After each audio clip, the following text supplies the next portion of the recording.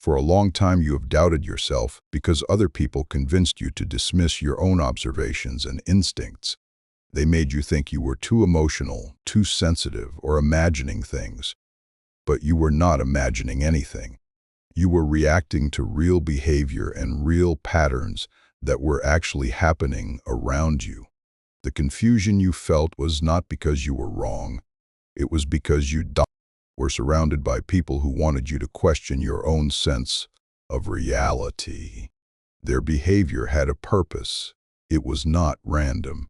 Little moments that seemed small were actually steps in a bigger process, meant to weaken your confidence and control how you saw yourself. Your emotional responses were real signals. You sensed something was off long before you could logically explain it. They wanted you to lose trust in your own mind, so you would become easier to influence. Blends you were targeted because you had something valuable inside you, something internal that other people wanted to draw energy from. You had a type of inner strength, emotional richness, imagination, and life force that they did not have themselves. Instead of trying to develop that within themselves, they chose to attach themselves to other people and take from them. They studied you quietly. They paid attention to how you spoke, how you reacted, what you dreamed about, and what you feared. They learned your patterns so they could push emotional buttons at the right time. While you thought you were forming normal connections, they were gathering personal information. They were not listening to bond with you. They were listening to learn how to influence you later. Blend, at a certain point, you were not facing a single person.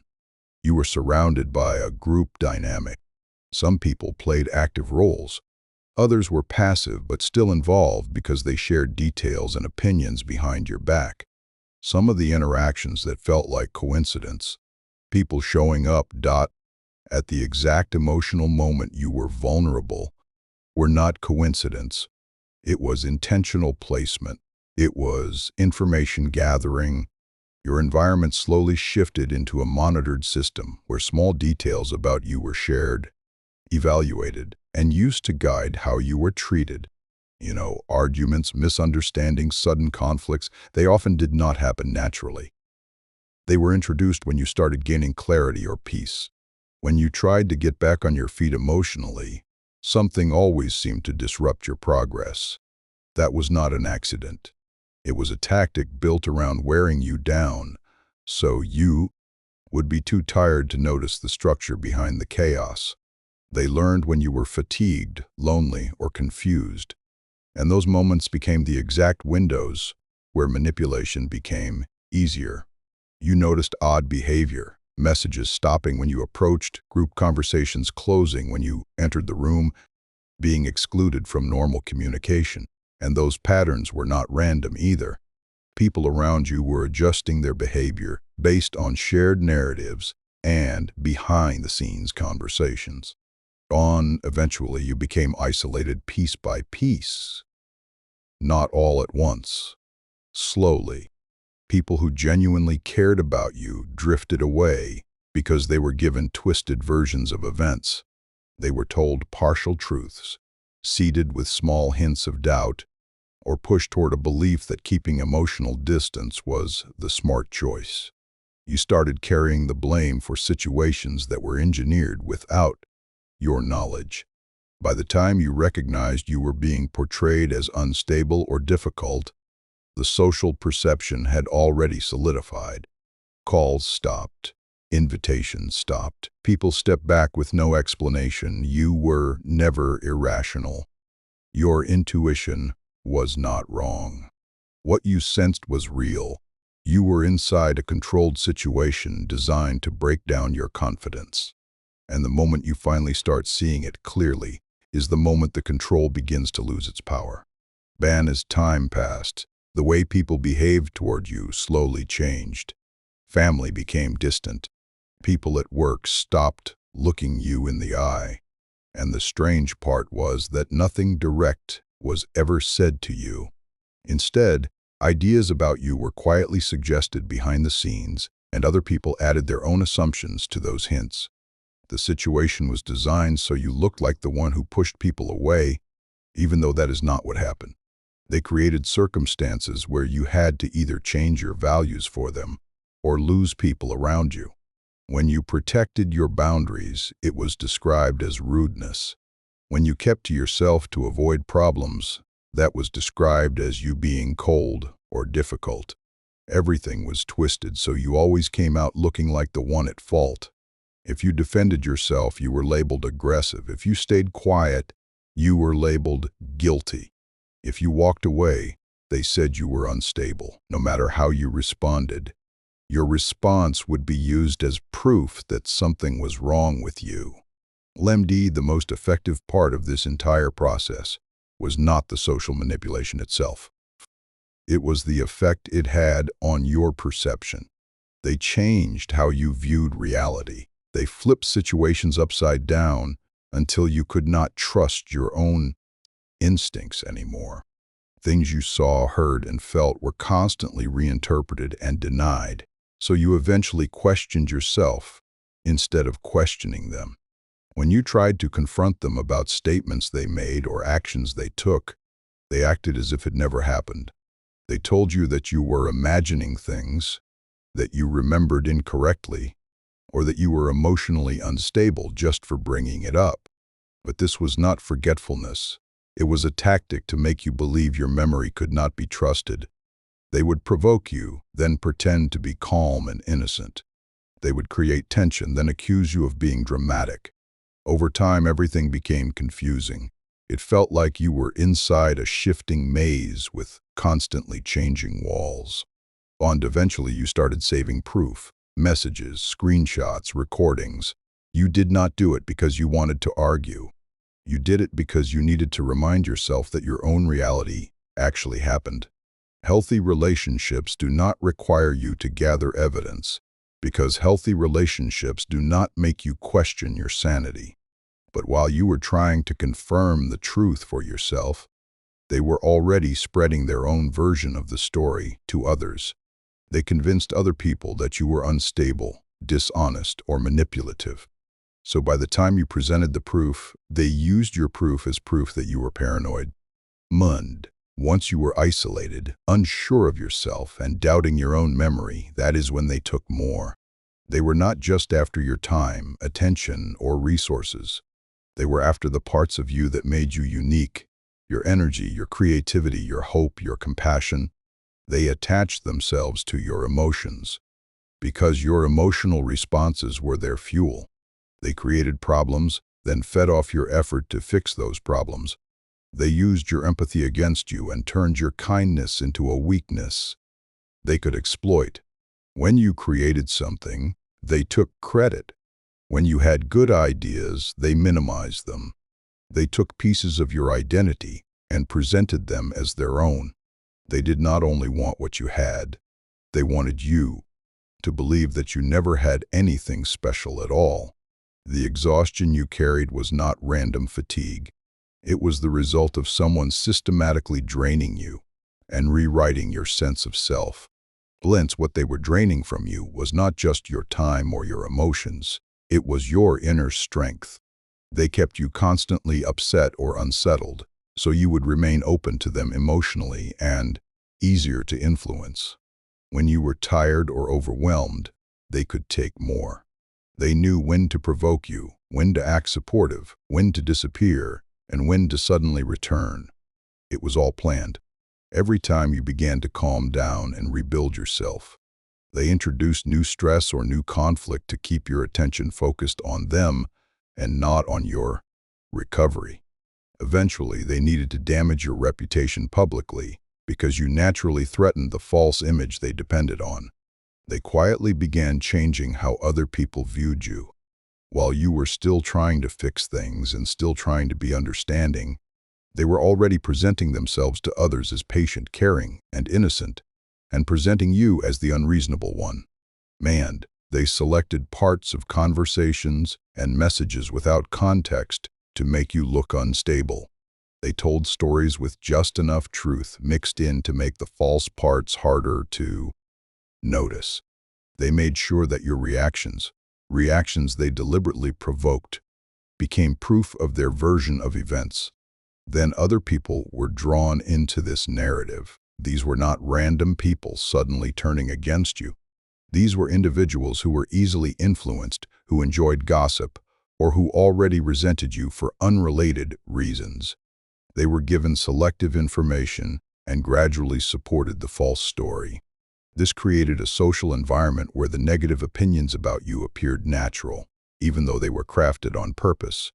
Balins. Every time you tried to explain yourself or correct misinformation, that attempt was used to reinforce the idea that you were the problem. Silence was used against you. Speaking up was used against you. Trying to walk away was used against you. So eventually, the only option felt like withdrawal, which is what they wanted. Every time you started to feel more stable, something happened to pull you back into the emotional stress. A message from them appeared out of nowhere. Someone mentioned them at the exact moment you felt better. It was not coincidence. They tracked your healing and inserted reminders whenever they sensed you were detaching. Sometimes they pretended to be hurt or to be sorry or to miss you, just to reopen the emotional connection. They used language they learned from self-help material and copied the vocabulary of accountability, not because they wanted to change, but because they wanted to regain influence. Once you relaxed, they repeated the same cycle again. It was not growth, it was strategy. You kept trying to understand the situation as if these people were responding based on normal feelings, but they were not. Their decisions were not based on empathy or misunderstanding. They acted based on goals, control, social influence, and extraction of your emotional value. Mender, their interest in you was not personal in the way you assumed. You symbolized something useful, attention, influence, creativity, or social access. It was not about connection, it was about advantage. Your ability to inspire people naturally, your ability to attract respect without trying, your ability to create ideas or meaning, these qualities threatened the image they were trying to maintain. They wanted to weaken those qualities and take anything they could imitate for themselves. They could copy your words or your style, but they could not copy your inner strength. So they attempted to break the confidence that fueled it. Blias, they may have been drawn to you because of qualities they could not develop within themselves. It may have been your personality, your ability to encourage others, your natural strength, or something even deeper that made them feel threatened. Instead of trying to improve themselves, they chose to attach themselves to you and take from you. What felt like a real bond was actually an organized attempt to extract value. It was not about mutual friendship or love or trust. It was about their access to the parts of you they could not create on their own. Any affection they gave was not emotional or genuine. It was calculated. They monitored how you responded to kindness, how you responded to distance, and how you responded to stress. They used that information to guide their behavior. You shared personal details because you believed there was connection, but they stored those details as resources for later influence. When your usefulness was exhausted, they left on schedule. The harsh ending was not sudden. It was planned in advance. Bonds after they left, they made sure to leave behind confusion, doubt, and shame, so you would continue struggling even when they were no longer directly involved. They damaged your ability to trust your instincts. They left emotional patterns that changed how you interpreted the world. You began to associate closeness with risk, and you began to interpret peace as suspicious. They trained your mind to assume any kindness might have hidden intentions. This was not weakness on your part. It was the result of long-term conditioning. You began to adjust your behavior automatically, apologizing when you did nothing wrong, questioning whether your emotions were valid, holding back your needs because you feared backlash. You started censoring yourself even when there was no threat in front of you. This is how their influence continued long after contact ended. They did not need to speak anymore. The patterns they left behind kept repeating in your thoughts. Lawn deed. The important truth is this: the qualities they targeted are the same qualities that make you strong. Your empathy, your sensitivity, your emotional awareness, those are strengths, not flaws. They use those strengths against you, but that does not make those qualities weak. Once you understand how the system worked, you can begin to change the internal reactions that were shaped by their influence. Healing begins when you recognize that you do not have to keep reacting to the world through the lens they installed. You can begin to rebuild your internal sense of self by remembering who you were before they tried to rewrite you. The constant tension you feel now, the inability to relax, the habit of constantly scanning for danger, did not appear without reason. It came from being placed in a situation where emotional harm was subtle, unpredictable, and disguised as care. Your nervous system adapted. You learned to detect small changes in tone or behavior because those changes often signaled future conflict. This is why your body still reacts as if you are in danger, even when nothing harmful is happening. It is not because you are weak. It is because your body survived by staying alert. However, what helped you survive in the past now keeps you stuck in that same defensive state. Your nervous system remains active even though the environment that caused the harm is gone. That is the difficult challenge of trauma. The protective habits that once protected you can eventually become the very patterns that limit you. Sometimes the healing process is not only about recovering from the harm that happened, but about undoing the habits and reactions that were created while surviving it. You begin to see that certain thoughts in your mind that tell you you are too emotional or too needy are not actually your natural self. Those thoughts were installed by people who wanted to keep you small and controlled. Even after they left your life, the conditioning remains, like a script still playing in your head. That is how emotional manipulation works. It trains a person so well that the system keeps running even when the manipulator is gone.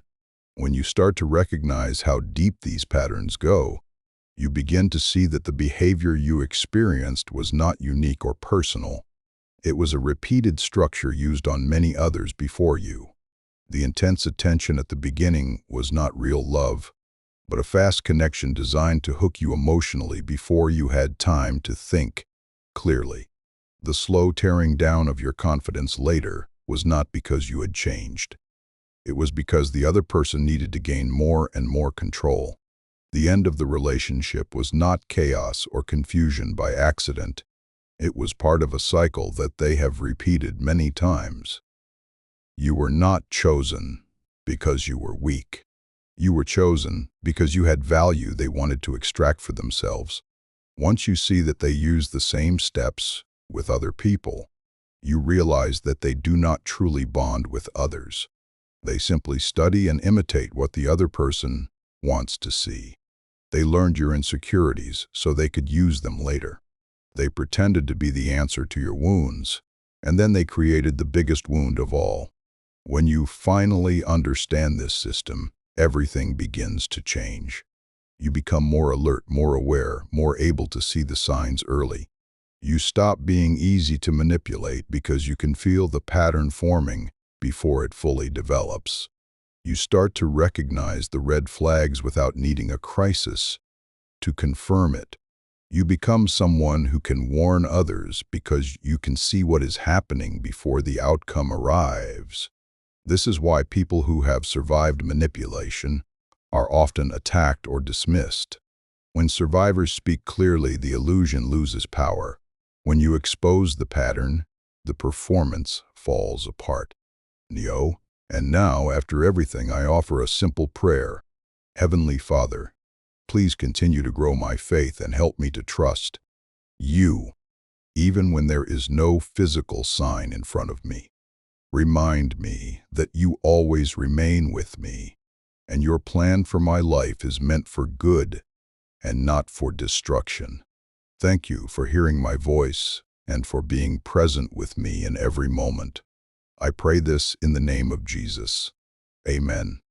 If this message speaks to you, please support the journey by liking, subscribing, or sharing this with someone who needs encouragement.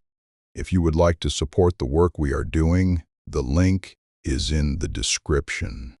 Every small act matters, whether it is a message, a prayer, or a share. Thank you for watching until the end, and continue to walk forward with strength, courage, and faith.